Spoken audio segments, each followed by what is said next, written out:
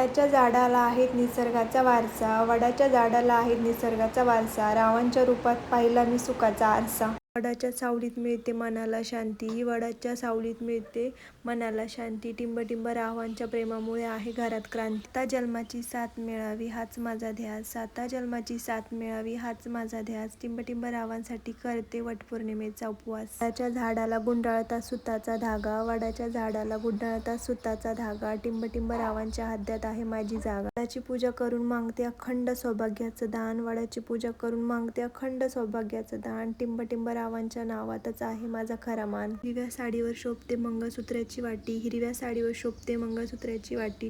टिंब रावांचे नाव घेते वटपौर्णिमेसाठी. जन्मोजन्मी हाच नवरा मिळावा अशी करते वटपौर्णिमेला प्रार्थना, जन्मोजन्मी हाच नवरा मिळावा अशी करते वटपौर्णिमेला प्रार्थना. टिंब रावांचे नाव घेते ऐका सर्वजण. वटपौर्णिमेच्या दिवशी वडाची करतात पूजा, वटपौर्णिमेच्या दिवशी वडाची करतात पूजा. टिंब रावांसारखा पती मिळाला आनंद नाही दूजा. पवित्र वटवृक्षाची सावली आणि पूजेचे गोड फळ, पवित्र वटवृक्षाची सावली आणि पूजेचे गोड फळ.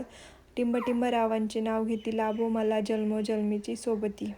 5 फळे आणि फुले वाहून केली वटवृक्षाची पूजा, 5 फळे आणि फुले वाहून केली वटवृक्षाची पूजा. टिंब रावांचे नाव घे माझा संसार असाच राहू दे दूजा. मैत्रिणींनो, तुम्हाला हे उखाणे कसे वाटले कमेंटमध्ये नक्की सांगा. उखाणे आवडल्यास लाईक नक्की करा.